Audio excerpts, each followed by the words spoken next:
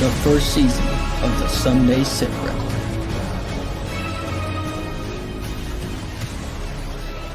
It's not just a tournament, it's a brotherhood. What is going on, everybody, and welcome to the 23rd episode of the Sunday SITREP. And we don't really have much planned to talk about. We're just going to go off a whim and let's talk some fishing. Let's talk about the Elite Series on Okeechobee this week. And we got a special guest we haven't had on in a while, and we're not going to disclose it yet. We're going to bring him in as a little bit of a surprise. And he's probably, I can't see where he's doing right now, but he's probably making weird faces at me in the background right now. Yeah. Bring him on. But yeah. So let's go over Georgia's. We'll dive into that here in a second, real quick. Georgia's results. I don't have them up. I'm super underprepared and behind tonight. I'm sorry, guys. The top three. Oh, you got them? Yeah. Boom. Let's hear about. So we just had an event on Georgia on Lake Hartwell this weekend. Let us know how it went, Nick. Since you got. Yeah, I was talking to Phil. He said it was pretty calm in the morning, and then by the afternoon there was like 30-mile-an-hour winds, I guess. My goodness. Yeah, Saturday was pretty gnarly here. Like there's fires all over South Carolina right now because of it. Oh, really? Yeah, it's pretty bad. Man. Mm-hmm. Yeah. So Stephen Earwood and Shane Richardson took first place with 15 pounds 1 ounce. Dan Gearston, Brandon Truly, 14 pounds and 1 ounce, and Dale Harbor and Frank Harbor came in third with 13 pounds and 7 ounces. They had 11 boats total. Perfect. On that tournament too. Yeah, so just over 15 pounds took it. Absolutely. Yeah, that's awesome. That's pretty good there, isn't it? Yeah, so I mean it depends. I mean, Hartwell's got the capability of 20 plus pound bags, but 15 pounds on a high wind, busy day like that isn't bad at all. What are they doing right now down there? They pre-spawn, kind of getting ready to spawn? I haven't been up on Hartwell. I don't know what they're doing there. They're probably a little behind, but here our weather's we've had a lot of real cold and then warm and then real cold and then kind of just had a warm snap this week, and then today was cold again in the 40s and 50s where I'm at. So kind of all over the place, really. You got fish kind of scattered doing whatever. You got some I think that I want to, and then you got some still sitting out there in the deep stuff. I aren't even thinking about coming up yet.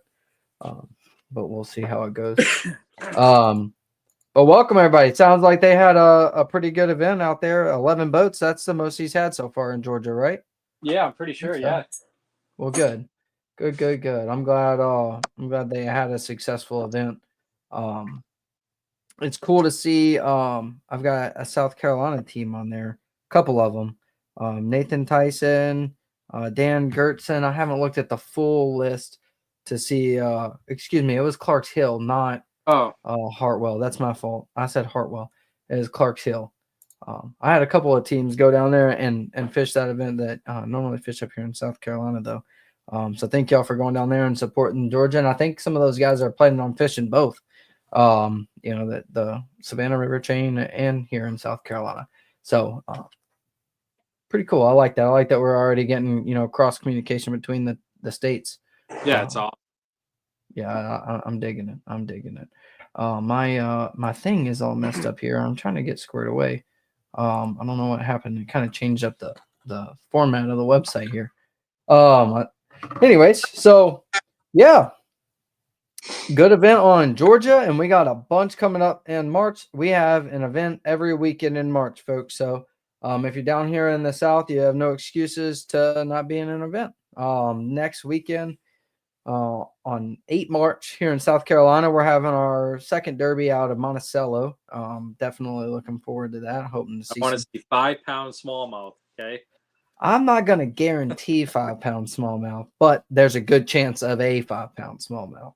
Not multiples. I don't think there's a good chance for multiples. I don't think we're there yet. If the lake keeps growing the way it is, like the fish, I mean, it seems like every year, past few years, the smallies are getting bigger and bigger and consistently bigger.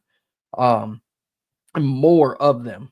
Like the quantity of the bigger ones is getting there. I still can't get over an almost 7 pounder this year. Is wild. If there's a 7-pounder that was caught out of there, there's plenty of 4s and 5s. There's some big ones. Yeah. Right. For sure. Yeah. John. Yeah, no kidding. I mean, if they threw some gobies in that lake, it would probably get ridiculous quick. And I'm here for it, dude. I don't know what kind of ecosystem gobies need to survive, if they would survive in that lake, but it's super deep and whatnot. But I mean, there's depth They to seem to adapt to anything. I mean, they came over from China on cargo ships. it's turned into vitamin G for the smallmouths. Yeah. Growth hormone. But yeah, so I'm excited for that one. I think Monticello is going to be fun for sure. Yeah. And the following weekend, 15 March, on Baden Lake in North Carolina. They're having that one out there. I don't know much about that lake at all, but John was telling us that's a pretty good lake. Sorry, Jared, I did not see that. I did. Hold on, let me see. I'll get back to you, Jared. I want to actually link up with you after tonight, so keep your phone on when we get off here. I need to talk to you. But no, he's not in trouble. No. I just need to talk to him a minute. We need to catch up. But John was telling us some solid things about Baden Lake. I'm looking to see some big bags out of there. 15 March is a good time of year this time of year, as long as we don't have in North Carolina, South Carolina. If everything goes right, weather-wise, that could turn out to be a pretty big show out of fish, at least big bags, hopefully. And then 22 March, the weekend after that, we have in Virginia, Lake Chesden, which Dave, I think that's the one that Dave said his favorite lake up there, right? Yeah. He really likes that one. Talked about having some big bags, and up there, the 22 March should be starting to get. They might still be in because that's Northern Virginia, so they might still be in a pre-spawn status up there, depending on the weather. So potential for some real fat girls up there to come in. Yeah. We'll see. It'll be cool. See some big bags in Virginia. That's their first derby, so I'm curious to see. Virginia had some very dedicated folks last year, so hopefully they show up, show out, and they've got some new ones, and Virginia continues to grow like the rest of the states. I'm excited to see them. Yeah, they've had some new people sign up for sure. Good. Yeah. I like the growth they're having up there as well. And then 29 March in Louisiana is our last event of March, and that's wrapping up all the events in March. They're going out of Toledo Bend, and I feel like from 1 March to probably the beginning of June, Toledo Bend probably has probably February to March. Toledo Bend has, yeah. Okay. So they're starting to spawn. So yeah, there's always a potential for a mega sack on Toledo Bend. So I'm excited Where to are see the spawning, results. Zach? You need to tell everybody. Yeah. Make sure you drop waypoints, please. Put them on here. I don't think it's going to matter. Our lake's so big, you could probably drop 100 waypoints and still go find fish. But, or just do what they did last year in the Elite Series. Just drive out in the middle of the lake, put the trolling motor down, and live scope them up. Okay. Shane's already, look at him. Shane's already out there getting it, putting in the work. 42 degrees on the main lake, 52 in the creeks. He's ready for them to 52. I mean, they should be in crankbaits. I don't know Virginia at all, but if they're in the creeks at 52 degrees, that should be starting to get fun. Maybe. I don't know Virginia at all fishing though, so Yeah, I can't talk on it too much to be honest. But never even held a fishing rod in the state of Virginia. So, but Dave talked that place up pretty good, so I'm excited for that. That's all the events we got coming up in March. So if you're down here in one of those 4 states, South Carolina, North Carolina, Virginia, or Louisiana, make sure y'all are getting signed up, getting ready to go, getting out there practicing and getting ready to experience the brotherhood. I know I really like that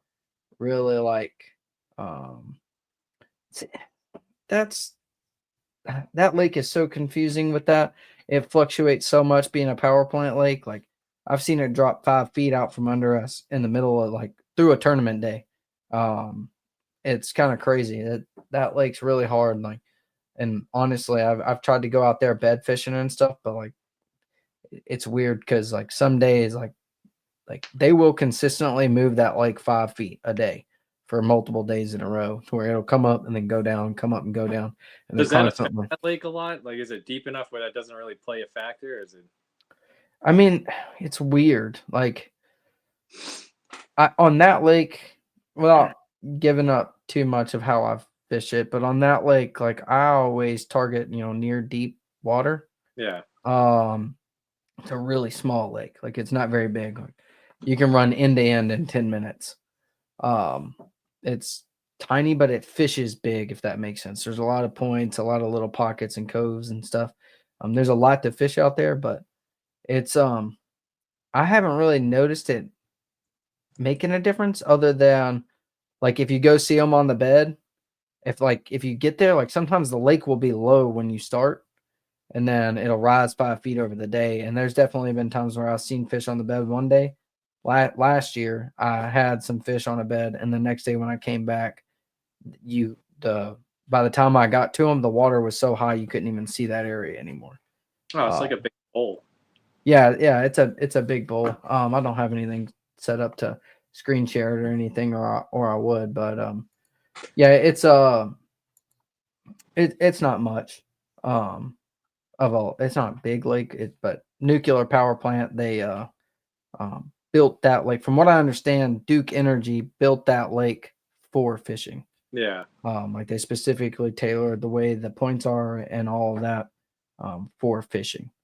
But yeah, speaking of Monticello, we've got my fishing partner and For His Glory Outdoors owner, director, however he wants to put it on, but the face and name of For His Glory Outdoors, Mr. Bobby Edwards. We're gonna bring him in real quick. Hello, Bobby. Hey, what's up, guys? You're excited for Monticello. I am. I'm pretty excited. I mean, I get pretty excited about every tournament, and Right. I'm all in as far as the pre-fishing's going and the communication between us and coming up with a game plan and trying to get some time on the water before the actual event and that kind of stuff.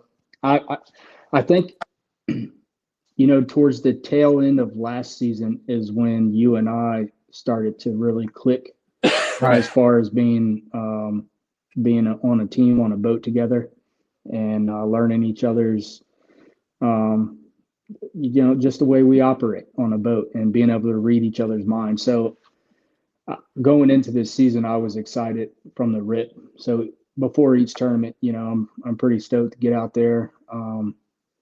The tournament fishing it's where it's at. I first moved here in 2017 and reached out on a Lake Murray Facebook page about being a new guy in the area and wanting to link up with somebody to fish with. And actually, Philip Stutz was one of the first guys to reach out to me or comment on that post. And so he pulled me under his wing, so to speak, and got me wrapped up in the tournament fishing. And he's basically the reason why I bought my first boat and all of that when I first moved here. So yeah, to say I'm excited for it this weekend is an understatement. I love all the guys coming together and getting to see everybody at every event. So I was talking with Zach, our Louisiana director, and he's an infantryman too.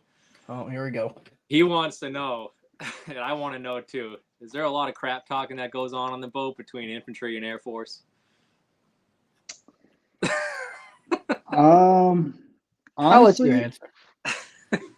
I mean, honestly, there is some, but I think there's more.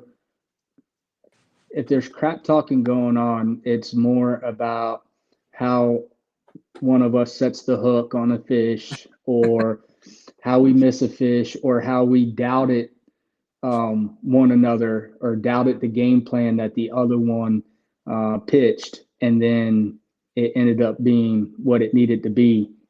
So there's more crap talking individually against each other than there is more so about Air Force and infantry. So. I was hoping for some juicy comments or something, but yeah, I mean, It's a lot of like when you're idling back into a creek in Santee and your partner's just like, here, let me bomb this wacky rig as hard as I can 20 feet into the trees. And then gets mad that it happened. And that's a specific instance. No, we fish good together. We don't even really, I mean, sometimes we talk about the military a lot, but I mean, a lot of it is talking about, yeah. But no, like I kind of talked about it last week. Starting it and starting our day out and not really like kind of getting spun out and then realizing like to trust each other. It's kind of a lot of what we've trying to get to. And I It's think a we big got learning there. curve. When you gotta when you fish with someone that you haven't fished tournaments with before, it's a big learning curve to learn like each other's tendencies and stuff. Right. And honestly, like lately, I mean, we've both been so busy, we haven't got to spend a lot of time out on the water. I've had some issues with my boat, and he was trying to sell the boat there for a while, and between work and family stuff going on. It's been tough to get out on the water together. So the time we do have is game time, and is kind of what it seems like, unfortunately. But like even this week, we were going to try to get out on the water, and then now I've got something I've got to go to Kentucky for potentially. So, I think it just boils down to, I mean, everyone that's involved with the AFFL, there's a reason why they're a part of the AFFL. It is directly correlated to the fact that we all served in some capacity.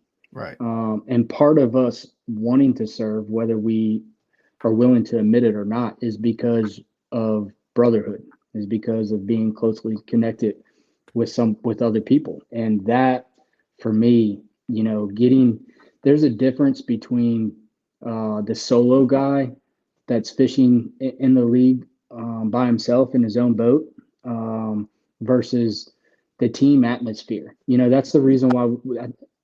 Correct me if I'm wrong, Nick. That's the reason why we have it set up the way we do. It's all about connecting that team and finding out, okay, who do I fish well with? Who do I get along with? And growing. You know what I mean? Regardless of where we're at in our walk in life, we could all use somebody to grow close with. So that's what it is for me, and specifically for our league here in South Carolina. Like, I want to see everybody executing in a team fashion, two guys on the boat, and it being the same two guys, every tournament, for the entire event, for the entire series, year in and year out, and Right. I'm guilty of always looking into the future and missing the present sometimes. And so I've said this to Austin and Nick. I've texted it to you numerous times. I'm excited. Not that I'm not excited right now, but I'm excited for, I just turned 40. You know what I mean? What are we going to be doing in the next 5 years? What are we going to be doing in the next 10 years? You know what I mean? 20 Right. years, hey, we've been fishing in this league. The guys that, we're all the ones that started this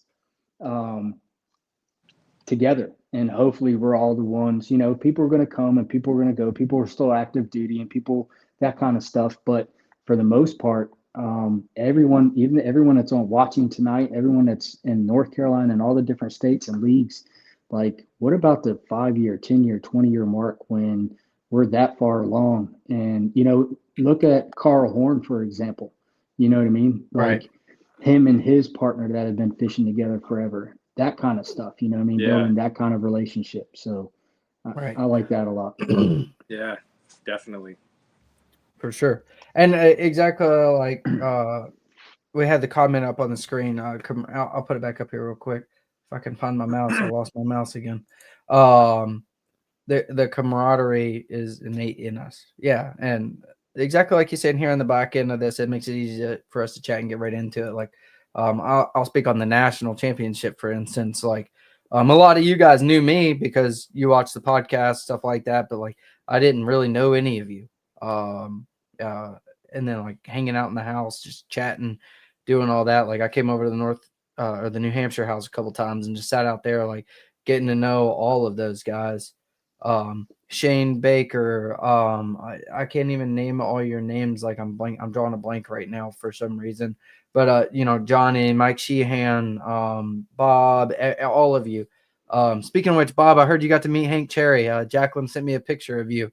That y'all ran into each other. Sorry to dive off topic there, squirrel brain.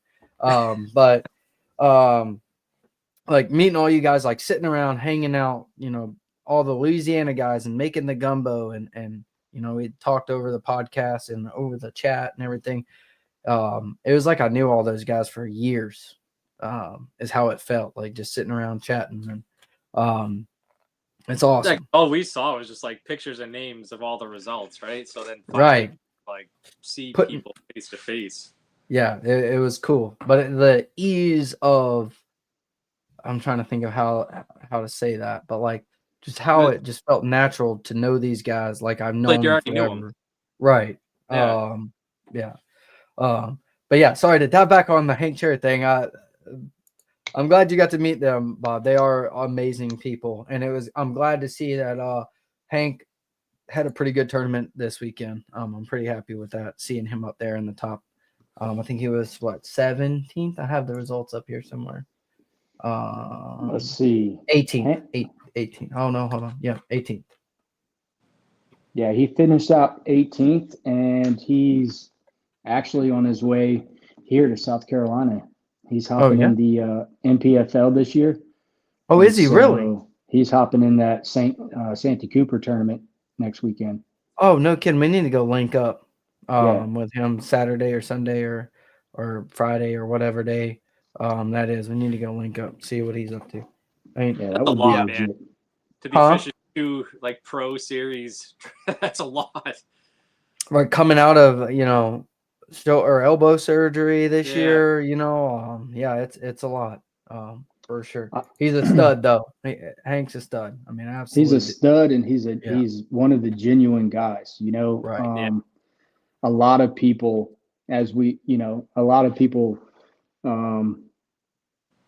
like to. I just want to take a moment and thank the troops and everything that they do for our country. There's a lot of people that do that, and I'm not trying to take away from anybody, but we also know there's a lot of people that do it for the wrong reasons, and that's truly not what's in their heart. Mm-hmm. Hank's one of those guys. When he I think he didn't fish today because it was only the top 10 obviously, but yesterday the weigh-in yesterday, he made it a point to bring it up and thank all of us for our service and all the first responders and everything. And it's because of us that they get to do their dream. Right. So he truly means it. He's one of the genuine ones. He's a hell of a guy, and he's a hell of a fisherman. Absolutely. Yeah, you can tell it too when he's saying it. It's just, and he literally never misses it. Yeah. Ever. The only time I've seen Hank not say that ever at a weigh-in, and I watch a lot of them, was at Murray this past year at Murray on that Sunday was Mother's Day. And instead of thanking the troops, he said a big thank you to all the moms, which fine, whatever. You know what I mean? Like, that's the only time. Every other time he has said it. Every time he's on the stage at the Classic. Yeah. Every time. So I'm really, to try to stay on point here as far as the professionals and the Elite Series and everything. I got a question for you guys. What's your thoughts on the first event? What was at the St. Johns River, the whole Matt Herring issue, and then again back-to-back events for the first time ever this weekend on Okeechobee, Scott Martin's homeland pond, and him being disqualified, and what we know, what's put out there, all the podcasts on YouTube, all the different things, what you've heard and what you've watched. What's your thoughts on these two back-to-back disqualifications? I'll let y'all tackle the Matt Herring one. I wasn't tracking that until you brought it up earlier. I'm tracking the Scott Martin for Okeechobee, and I have a lot to say on that one. But I I'll know. let y'all I knew tackle the Matt Matt Herring got Herron. disqualified. I didn't know. Like, I knew it was for the information rule, but I didn't know all the circumstances behind it. I mean, at the end of the day, I look at it like rules are rules. You know, it is. Doesn't it sucks, right? Especially, I mean, Right. it sucks anyways. But Scott Martin, that's his home lake. You Yep. know, and I just watching his stuff, like Scott Martin. You know, he was in his shop supposedly and just kind of casually talking and just said, "How's the water look?" You know, and like,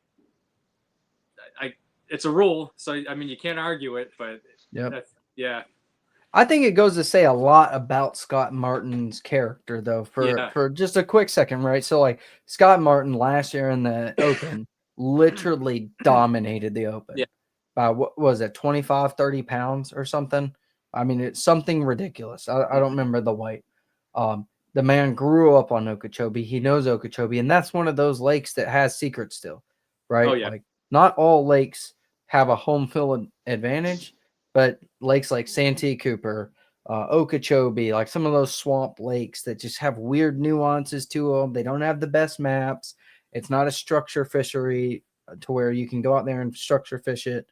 You know what I mean? Like St. Lawrence has the same thing. Like up there, like the northern dudes just know those boulders to pull up on, right? Like over the years of fishing it, they have those boulders that they've marked for years and years and years that they just know, like out in the middle of 25 foot of water, there's this random boulder that holds giant smallmouth. You know what I mean? Like same thing with Okeechobee. Like there's this little stump in this grass field that you'd have to spend your whole life out there like they did. So in my thought process, Scott Martin doesn't need information on Lake Okeechobee. And realistically, whatever information that was disclosed, probably what he wouldn't have won off of anyways. And for him to make that, you like his character is to say, "Hey, I effed up, disqualify me." I think speaks very highly of his character there, in my opinion. I agree with you Personally. So he won that Open last year with the all-time heaviest 3-day bag. Right. On Okeechobee, 90 and it was pounds, over 100. Yeah. 90 pounds, 6 ounces. Yeah. Right. I think as far as the Elite Series is concerned, I think they go back and revisit the rules and get into the fine print of the rules and edit it a little bit. I think that's what's best for the league, and here's why. Nick, you're 100%. A rule is a rule, right? Especially in the sport of bass fishing, right? The majority of the I don't want to say that either. I was going to say the majority of the good bass fishermen or majority of good bass fishermen live in the gray area, right? But that I don't know if that necessarily holds any weight. So what I will say is that blatantly trying to get information and intel, whether it's where they're at, what they're doing, water temperature, water clarity, waypoints, blatantly breaking the rule, blatantly trying to get an advantage over everyone else that you're up against by breaking the rules is one thing. And I can't sit at the boat ramp, taking my boat off or loading my boat up and prepping the boat to leave or whatever. As a pro, everyone's going to, not every, but you're going to have guys come up and they're local guys. I remember when we're bass fishermen. We love to talk, the dock talk.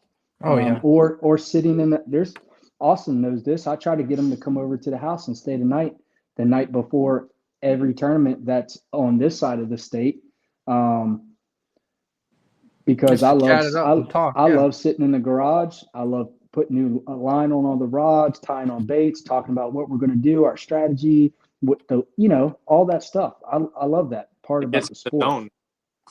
Right. And so if I'm a pro and I'm at my house and I've got my boys over, or if I'm at the boat ramp and I've got guys coming up to me, yes, like us as us as the viewer and the fans should know, hey, there's, especially now more than ever, like there's things that you can say and there's things that you ought not to say on one side of the coin. But on the other side of the coin, like if he shouldn't have asked a question about the water clarity. Maybe he shouldn't have. But again, I don't think the shop talk or him asking that question directly equates to a blank 0-0 disqualification for the entire 4-day tournament. Because you think about it, how difficult is it going to be for him now to make the Classic next year? Yeah. Zero You know chance. what I mean? Like he's going to have to really knock it out of the park every event. Yeah. And as far as what I understand about the first one on the St. John's with Matt Herron, it was a similar thing. You know, there was a shop talk going on, and I think it might have been even his brother. Somebody correct me in the comments if I'm wrong, if you know more about the situation, but somebody made the comment or something to the effect of, yeah, they're not up north, or I hope they're not going up north or something. And Matt Herron, fishing 80 miles away in the opposite direction, had no plans, wasn't even going up there, didn't even go up there. Like, so I guess to wrap this up, I'm simply stating that I think there needs to be a relook at the fine print and or the consequences. You know, there are habitual or there has been up until this point until they got really strict. There's been habitual rule breakers. You know, there's guys out there blatantly doing it the wrong way and on purpose and doing it over and over and over again. And there's something for those guys, but for the guy gets wrapped up in the conversation and didn't stop the conversation soon enough, you're going to disqualify him for the whole tournament. You know, I mean, that's kind of harsh. You know what I mean? That'd be like, I don't know. I was always when I was the first sergeant and the senior leader and all that kind of stuff, and even team leader and squad leader, like throughout my whole career, like for whether you like it or not, you have to take everything on a case by case basis. You know what I mean? And rolling a stop sign doesn't equate to the death penalty. Right. So Johnny, it was his brother, and they were talking about how well they caught him a couple of years ago up north over beers. Yeah, right. I mean, are they? Is he buying waypoints? Is he paying for a guide?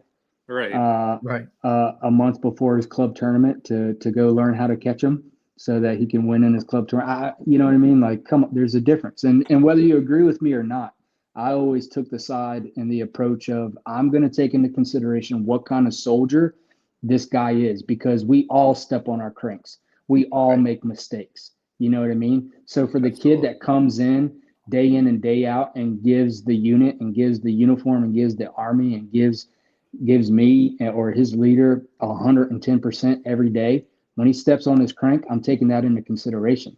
When he's a piece of shit and a dirtbag and he steps on his crank, guess what? I'm also taking that into consideration. You know what I mean? So I think we have to revisit the rules and the fine print and change it up a little bit, because that's what just my happened opinion. with Scott Martin. Did he turn himself in, or did he did? Yeah, he did. That's what and I thought, and does he turn himself in if a couple weeks prior Matt Herron doesn't get busted and gets disqualified?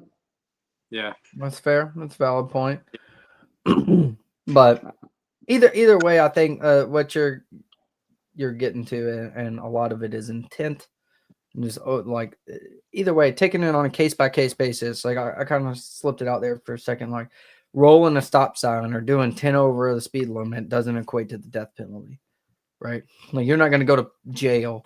If I'm a police officer, I'm not going to pull you over for blowing through a stop sign and take you to jail, right? progressive discipline. Now, if that's your 5th time rolling a stop sign and you're on a suspended license and all these things, right, then you're going to go to jail. But your first time, am I going to take you to jail, right? Like, did you intend to roll that stop sign or a stoplight even? Like, let's call this more like a stoplight situation. The light was yellow. They tried to run the red light and then they got busted. They hit the red, right? They were just in a conversation, words slipped out and things happened. Johnny's just gonna snipe you from across the Boston. Red light. Ah.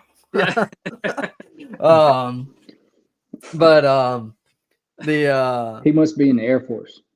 No, he's a Boston PD and even better. He's SWAT team. Yeah, I'm sure he won't mind me saying it. Yeah. Nice. Sorry, Nice. Johnny. And we then- didn't mean to and put then- your business out there. My bad. And then on his side of the token, that same yellow light, red light situation, what's my attitude as the guy that technically broke the rule when Johnny walks up to my window? Are you taking accountability? Are you holding yourself accountable? Hey, I messed up. This is or what am I a did. am I a complete jackleg that's disrespecting this guy that could have just came from pulling a kid out of a car, or seeing his partner get, you never know. So Right. that's why I say case by case, you got to take all things into consideration. Exactly.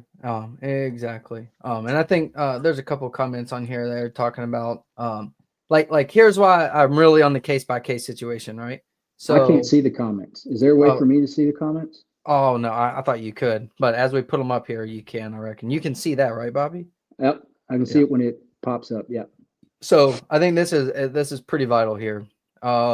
Exactly like you said, the poster rookies, and I'm not gonna name I'm not gonna name names, but I don't know if we posted this one or not. You can see that one. What did it say? If he's coming up to your window, you effed up big time. For sure. But I'm not gonna name names of those poster rookies. I'm already going to jail.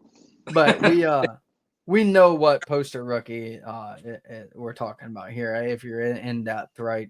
There's a young man. Anyways, broke some rules, did some things, acted some ways. Disrespected. Yeah. Disrespected some high-ranking lieutenant colonels in the Bassmaster Elite series. I might put old G-Man up there and a little higher. He might be a brig general. He's a sergeant major. I shouldn't have demoted him like that. There you go. You're right. You bring him back over to the enlisted side. Yeah, he's a sergeant major for sure. Yeah. Old school. Yeah. Yeah, you disrespect people like that the way that this certain rookie did, and the way he blew his doors off in a no-wake zone and all that, and then he got what was the punishment for that? It was like a 3-hour delay or half a day delay, or I don't remember what it exactly was, but it was a delay. He still fished the rest of the tournament. He wasn't DQ'd for the full thing. It's like I agree with you, Bobby. They really need to revisit the rules. And that's something I like about how we have our rules structured is we kind of have this list of, what we can, and it's up to tournament directors' discretion to apply the rules. And that's how it should be. Right. Oh, really? Yeah. So like if I have an issue, with something someone did, I'm going to probably like, Bobby, you're there on the scene. I'll probably lean on you a little bit, right? Hey, what are your thoughts on this as well? I'll probably call Nick, maybe a couple of other directors, just get thoughts, opinions. Like we had a situation at the National, we all came together, we talked it out, and there were some differing opinions there, but we came to a conclusion as a team and we moved forward with what we had to do, unfortunately. And that's what it all is. I mean, at the end of the day, we're a team, but it's case by case, right? Like a lot of it goes into, your reaction to how you react when you're engage. Like when we engage you, I'm like, hey, this is what happened. I think that's a big consideration, big point of contention there. Yeah. I think Johnny's right though. There's a flip side to every coin, and Bass is definitely dropping the hammer because of last year and the year before. And so they are setting the tone and setting a precedence for moving forward, which Right. is not necessarily a bad thing.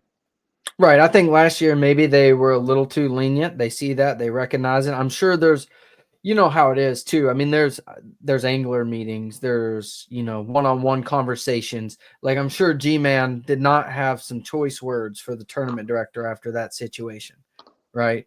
Or excuse me, I'm sure G-Man had some choice words for that situation. Some of the other veterans that witnessed and were around there that have been around for a while probably had, you know, some similar choice words based on that one singular situation. And there was a lot of situations last year. There was a lot of weird gray areas being broken, and there was a lot of weird stuff. So, yeah, you're probably right. It's probably they're just saying, hey, listen, this is how it's going to be. Get your stuff together. There's a standard to withhold. Follow it or get out of the way. Yeah. We're gonna hit you with it. Not to mention, like, look how much the sport has grown, right? Look how many now on, like, not just the elites, but even like club level tournaments. Like people, you know, we post stuff on Facebook, like people see that stuff, you know. But with how many people watch the Elite Series now, they kind of have to crack down on everything that they're doing. Like it is what it is, man. It's like I said, rules are rules. It's yeah. Austin, I mean, yeah. Have you taken a look at the weather for this week leading up to Saturday on Monticello? It's changed a bunch, but yeah, it was jumping around. I think Saturday was supposed to be nice. We were supposed to get some rain. Yeah, so Saturday's supposed to be 74 now. I like that. Tonight's the coldest night of the week. Yep, 29. With a high of Dang, I didn't 62 realize that. tomorrow, a low just below 40 tomorrow night. Moving into Tuesday with a high of 72 and a low of 60 Tuesday night. Wednesday, looking like a bunch of rain coming in on Wednesday with a high of 73. And then 61 and 67 Friday with a low of 49 moving into Saturday morning. And it's supposed to be 70 degrees that day. Right. I mean, I think it looks like a good trend for sure. And Monticello always has that warmer water due to it being a power plant lake. So I don't know. It could get crazy. Who knows? And then the following week, we're going to be in the 80s again. Dude, I'll do the 80s for like 4 months. Yeah. I mean, well, not fully in the 80s. We're going to be 77, 79, 79, 77, 75. It's going to be a beautiful week next week. I will say excited. this. After Saturday, after Monticello, every day that I'm off, which, as you know, is not really any day right now. Right. But in the event that I can break away, I am going to be spending as much time as I can down on Santee Cooper. In the swamp. Just swamping. So do you guys remember being a teenager or being a young boy and going to the local state park? I remember tying on a spinning rod, it was called the Man's Baby One, Man's -1, little crankbait, go like 2 inches under, 3 inches under the surface of the water. Mm-hmm. I remember tying one of those on and going around in a john boat on this state park back home in Maryland and catching like literally 30, 40, 50 bass a day and having a blast. Nothing crazy, you know what I mean? Bunch of 1-pounders, 2-pounders, 3-pounders, maybe 1 5-pounder for the whole day, but just having one of those epic days on the water. Yeah. Now we're all grown up.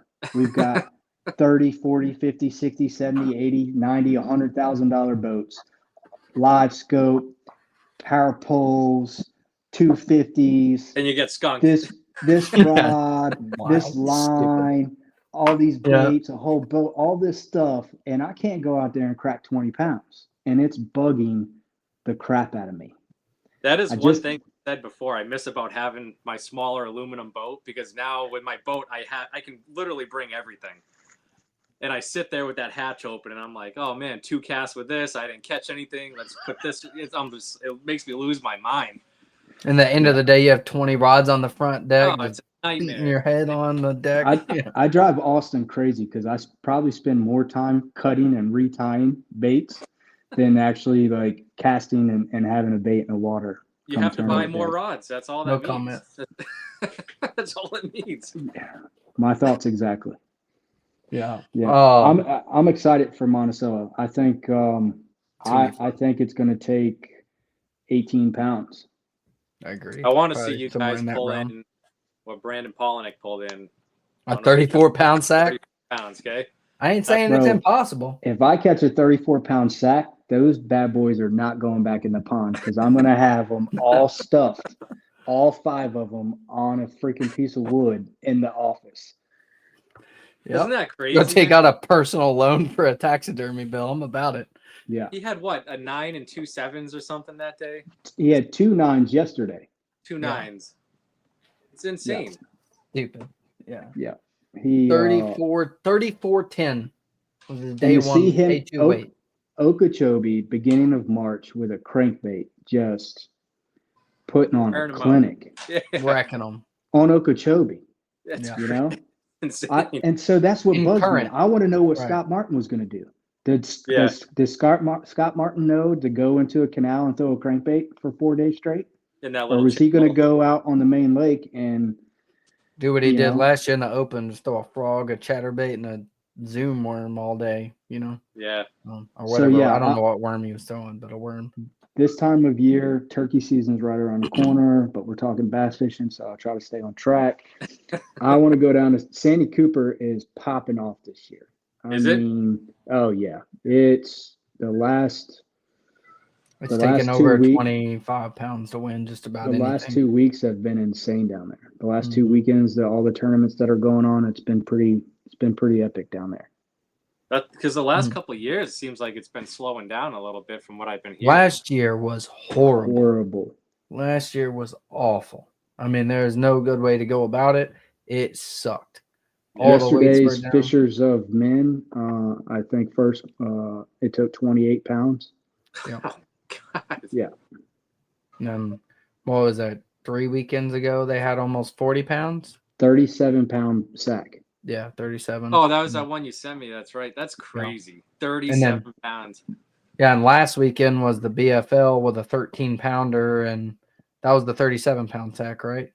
Was in the BFL? No, what was the BFL? BFL was 35 pounds. Yeah, the 37 was a cat, I believe. Yeah, the weekend before that. So weekend before the 3 weekends BFL, ago. weekend before you had a 37-pound bag. Then you had a BFL with a 35-pound bag and a 13-pounder, one big fish. And then this weekend, you have another 28-pound bag win. Not to mention the weeks before that, it was still in the upper 20s in a couple of tournaments. And that's all pre-spawn, right? Oh, yeah, they're not on the beds yet, which it might slim up a little bit, maybe, depending. But, yeah. Yeah, 35. Yeah, Lonnie's got it for the BFL, 35.6 and a 13.6. I'll give that to we need to get Lonnie to take us. That's who I need. I need to get Lonnie to take me out on the old coop. Lonnie will crack him, dude. Yeah, he will. He showed me a lot of things out there. That's for sure. That is homeland. That's where he probably fishes. I don't know. Between Murray and Santee, he goes back and forth a lot. But yeah, definitely between Murray, Santee, and Wateree, we kind of all hit all of them. Like in where we're at in South Carolina, you hit all 3 of those pretty frequently. But Santee, I mean, we can be at PAX from, I think Lonnie's house is only like 20 minutes to the northern end. For me, it's like 30. So, yeah, in the summertime for sure. I can't even imagine, dude. 37 pounds. Oh yeah, I have no idea. 37 pounds. Yeah, I'd probably have a heart attack if I was weighing fish that big. It's like it's 7.4 pound average. Average, right? That's insane. There's an article. I'll have to pull it up. There's an article of the dude that won the Open, and he was talking about it, like how he just pull up, caught an 8-pounder, pull up, caught another 8-pounder, lost one about the same size, and pull up, catch a 7-pounder, pull up, catch a 6-pounder. Like every spot he pulled up to, he just caught a giant. He recalled the whole event. I'll have to find it and send it out. But it's pretty crazy. But, Phil, I'm gonna have you talk to my wife here and convince her. Okay. I've been telling him for a long time. He's talking about Greenville area. I think he should buy a house on Santee. Yeah. That's what you should do, Nick. Yeah, Santee. Yeah. I haven't been with that place, man. Yeah, I know. I think you would really like Murray, or Hartwell. You would like Hartwell has been my favorite so far down south, just because I can find stuff that I can relate to up here. Right. It's clear water, you know. You would like Murray, I think. Yeah. For sure, because especially now that Murray's got the grass in it too. Yeah. I think you could relate to Murray pretty good, and hopefully nice they let the grass stay. Yeah. Do what? Hartwell had those nice rocky points. You know, that's the stuff on the main lake. That's where I like to fish. But right. Yeah, sure. That's my favorite. It's a nice area too. I like it. Right. Yeah, I'm with Lonnie here. April's gonna be fun. I'm gonna put a frog in my hand and let Bobby do whatever else he wants to do. And I'm just gonna keep a frog in my hand all day. I'm trying this new technique where I take a minnow on a spinning rod. Well, first, let me back up. You take a treble hook on a spinning rod. Hear me out. You grab 3 minnows and you hook 3 minnows on each individual hook on the treble hook, and you skip that joker up underneath the lily pads, and you just bounce that minnow, and when it's popping, the bottom side of that lily pad, just like a real shad spawn. 8-pounders every time. Yep, on a spinning set, every time. On a spinning rod. Yep. 10-pound fluorocarbon. Yep. Beefing up the line a little bit. In that muddy water, the heavier the line, the denser the shadow, right? Because like the thicker the mud line, right? So like when it's real clear outside, you know, they can't see the fluorocarbon because it just, the sun shines right through. But when you have that muddy water, it creates like a big, like dense, thick rope that they can see. So you got when the water's Nick, when the water's real dirty, you take one of those catfish bells and you put it on the end of your rod, and you just sit there, and that little bit of rattle. See, when the rattle's in the water, it's too much. But when it's vibrating through that line down into that, every time. I'll never listen to anything you guys say in the morning. Well, hold on. And here's the best trick. All right, I need everybody to tune in on this one. Best trick. A lot of people that fish with me enough know that I like to throw a jig. That's not BS. That's real. When you get up around some of these lakes, you have metal poles for dock ends. The best dinner bell you can do is take one of those jigs, and if there's a pontoon or a metal pole dock, you just bang that joker as hard as you can off of it. That boom, they come every time. Next cat, like it's bang, reel it back in, put it right back next to it. 8-pounder, boom.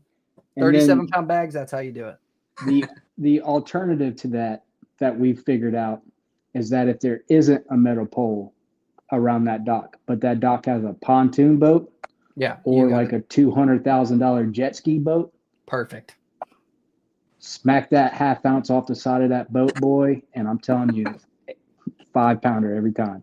Yeah, and you just get a good friend. You get a good friend that's like a fiberglass guy, right? And just keep a stack of his cards in your deck. You know, just a welder, a metal fabrication guy. After you crack their hull, just staple it right to the seat, and just help your boys out. Perfect. I don't know how we bloviated that hard, but that got a little ridiculous. But man, don't do that. Yeah. Don't do that. We're joking, folks, just for liability reasons. Don't go smoking people's pontoons. It makes me cringe every time. I can't say I haven't done it. It makes me like, It's always, I know every one of you listening here has smoked a pontoon on a man. dock, and the instant reaction is there somebody outside? Oh Like, yeah. instant reaction is like, you look up, you scan their property, make sure somebody ain't sitting out on their back deck, and if they are, it's reel it up, pull the trolling motor up, and get the hell out of there as soon as you can. I think last year I took Gage out, and we were cranking, and I think I forget what crankbait I had on, but it was not a cheap one, and I slung that joker, and it snapped off the end of my line and flew like 100 yards, and landed on this man's roof, and we listened to it and watched it like fumble down the roof and like hit his gutter and like fall out of the gutter.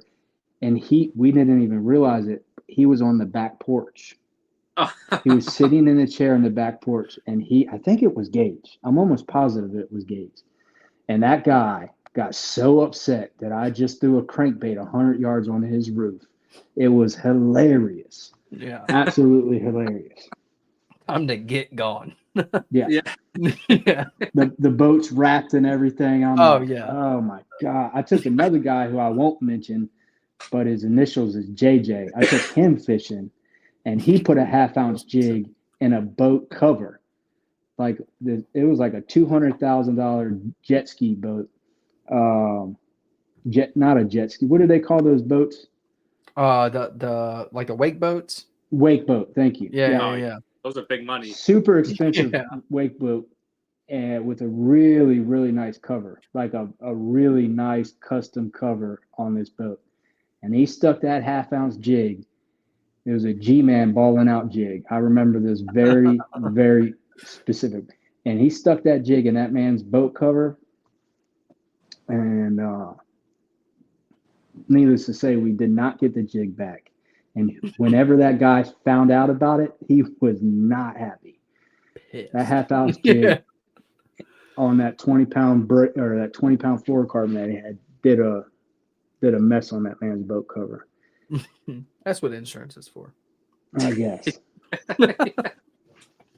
Oh man. Hope you tell them Yeah, that's how you make yourself feel better at night. That's how you sleep before you take off. Say that's what insurance. We is started for. arguing with each other. I'm like, "What are you doing?" He's like, "Shut up!" Like I come off the trolling motor. I think I was retying or something. We were in my boat. He took over the trolling motor. Next thing I heard, whack, and I look up, and he's just with this 1/2 ounce jig in this man's boat cover. I'm like, "Bro, what are you doing?" He's like, "Shut up! I got stuck." I'm like, "Again?"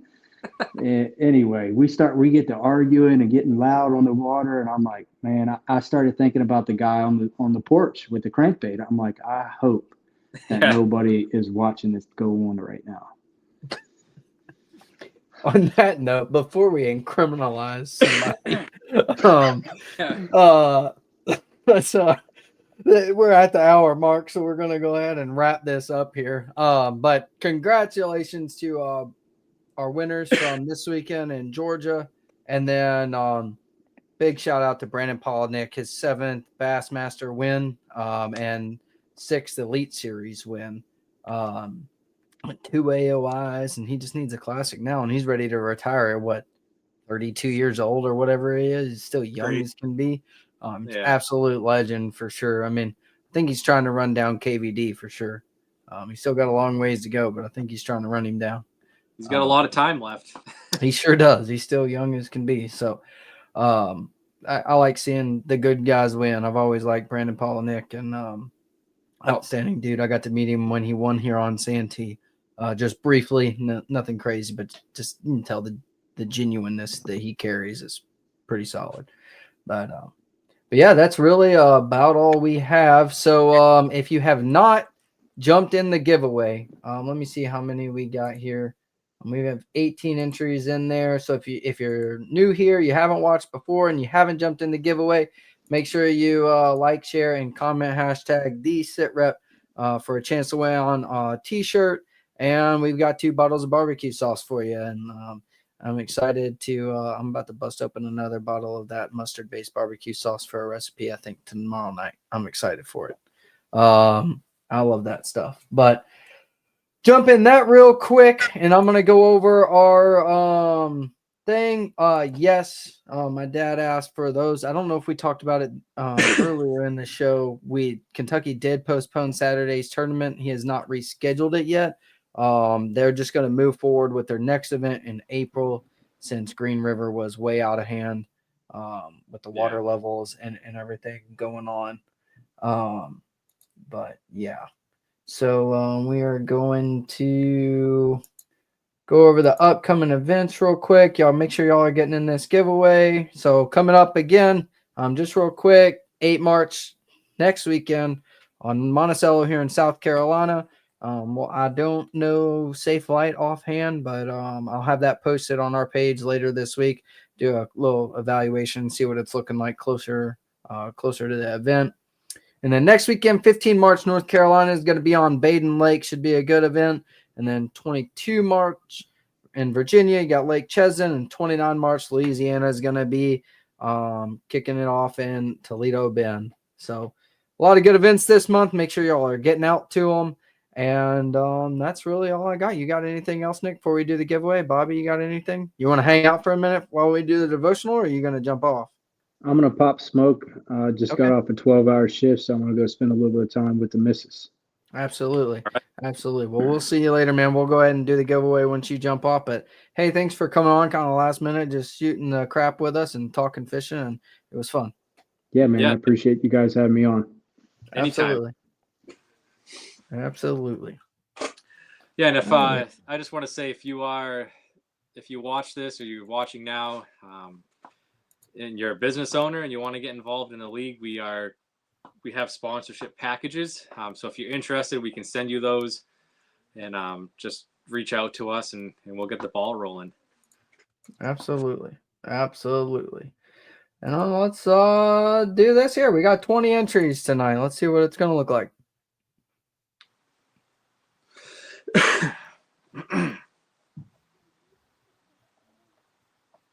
Danny Melinder. We will get that. Make sure you hit us up.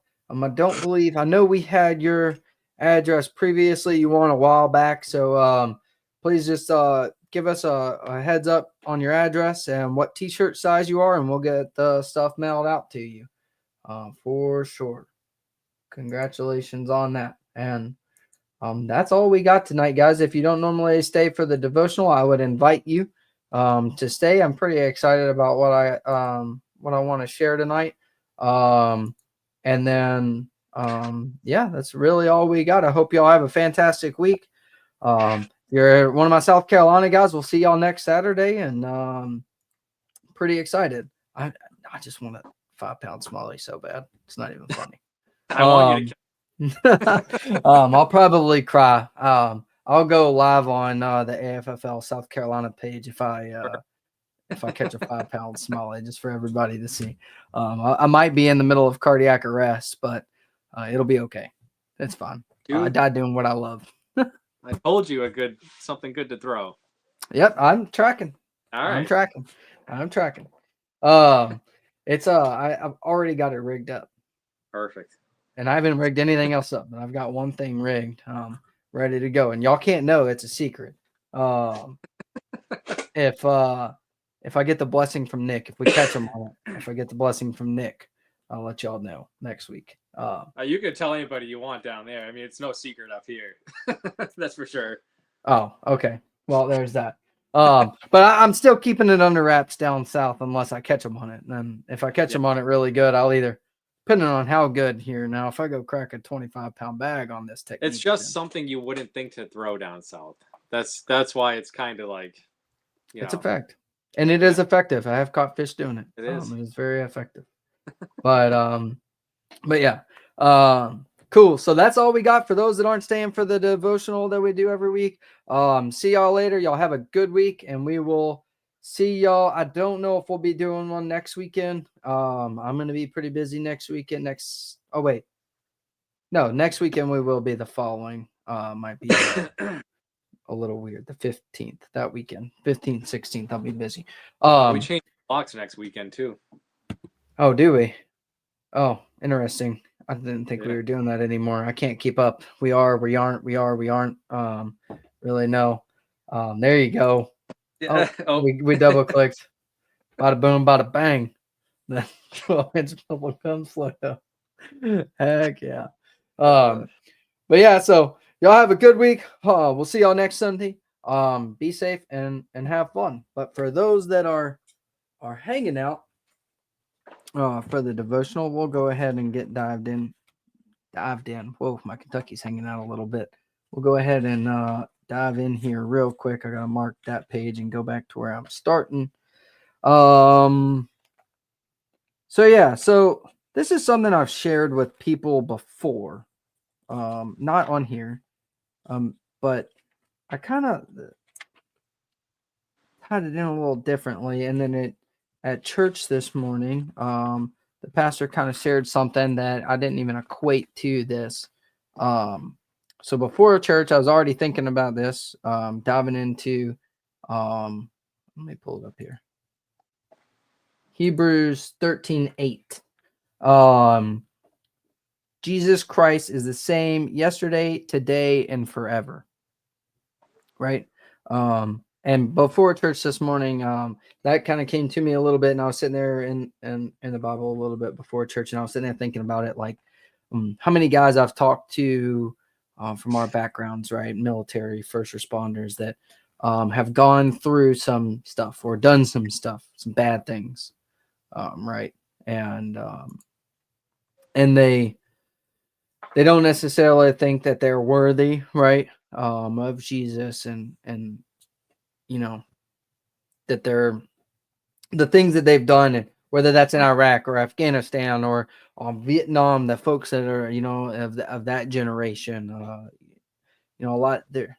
It will surprise you when you hear people say, like, because of their military service, they don't think that they deserve Jesus or whatever they did. And same for first responders, especially, in the law enforcement division where, they might have committed, arrested somebody unlawfully or something, or I'm not saying that happens a lot, but they might have done something that, later on they regret, and they use that as a point of contention to run away from Jesus. Right. I can't, I did some really bad things. I did, whatever the case is. Right. But I wanted to hit this topic tonight at 13:8 is that Jesus Christ is the same yesterday, today, and forever. Right. Because no matter what your past is, no matter what you've done in the past, if you're willing to accept him, he will always be your future forever. Right. Yesterday, if you're looking long time ago, he died for our sins. When he was on the cross, he said, "It's finished." That was yesterday. Today, he's willing to accept you for forever. That's how it is. All you got to do is ask him. Tell him, "Hey, I surrender. Hey, I'm yours." Seek him. Seek the kingdom, right? And the reason I say that, and what I'm going back to on that, is I'll put it up here so that you can follow along if you do that. In Luke 23, 39 through 43, is when Jesus is on the cross, right?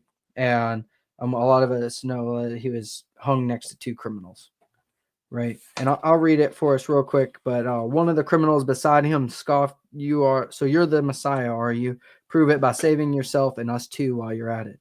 But the other criminal protested, "Don't you fear God even when you have been sentenced to die?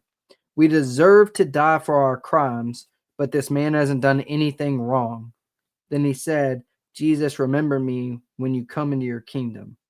And Jesus replied, "I assure you, today you will be with me in paradise." So regardless of what that criminal had done, and if you get into the theology and dive in deep, he was a thief. He did a lot of really bad things, right? And was before they were crucified, was mocking Jesus too, right? Regardless of the things that you've done, he's willing to forgive, no matter what it is. And that's why I go back to Hebrews. Like, he is the same yesterday, today, and forever. So even if you're not willing to accept that right now, just keep it in your brain forever. Like tomorrow, he's the same as today, as he was yesterday. A week from now, a month from now, 3 months from now, 6 months from now, 10 years from now, he is the same that he was 2,000 years ago on that cross when he finished for all of us. You just got to turn to him. The criminal says right there, we deserve to die for our crimes, but this man hasn't done anything wrong. But then he turns to Jesus and says, Jesus, remember me when you come into your kingdom. And Jesus replies to him, I assure you, today you will be with me in paradise. That's all you have to do. That's all you have to do. Turn to him today, yesterday, tomorrow, 3 months from now, every day, and you've got a spot. And there's probably hundreds of verses of him telling us throughout the Gospels of he's already making a place for us. By the time we get there, it's ready for us, right? You just got to turn to him, accept him, and have a relationship with him. That's it, regardless of your past. And that's why I wanted we are not the same today as we were yesterday. And we're not the same today as we will be forever. But Jesus is. He's the only constant. He's the only standard, right? In the military especially. And I'm sure I'm not a first responder. I don't know how first responders operate in depth, but I'm sure in the first responder world, you have standards and accountability just like we do in the military. There's one standard in life, and that's Jesus. And that standard remains true. Rules have changed throughout the generations. Our languages have changed. How we perceive each other has changed. How we act has changed. Everything has changed. The only thing that hasn't is Jesus. And he will never change. He loves you. He wants a relationship with you. And at the end of the day, that's all it is. So turn to him. Just like, and there's no, and another key point to that is it's never too late. But you're not promised tomorrow. Right? So you're not promised tomorrow. So even though it's never too late, get ahead of it before you're caught up behind it. Tomorrow could be. Right. You never know. You never know when that day is coming. Comes like a thief in the night. But that's all I got. One more time. We want to say a prayer for our brother Dave, please. Keep him and his family as he go through another tough loss. Dave Hicks is our Virginia director. If you're not following, he's been really going through it lately. Their family has been slammed, and please keep him, his family, and their friends and everybody in your prayers as they continue to go through it and work their way through it and move out of it. But ladies and gentlemen, that's all we got tonight. Do you have anything on that topic, Nick? I don't know. Yeah, just like you said, keep them in your prayers. You know, they just he's had a rough year. Absolutely. You could use all of our prayers and strength and everything. So we love you, Dave. If you need us, let us know. Absolutely. You got anything to touch off before we close out? I don't know. Yeah, we should be good. Good deal. Well, see y'all next week. I don't know what our topic's going to be yet. We're kind of rolling on the fly lately. We've been so busy, but see y'all next week. We'll have a good show. Y'all be safe. Have a blessed week. And a little bit. All right.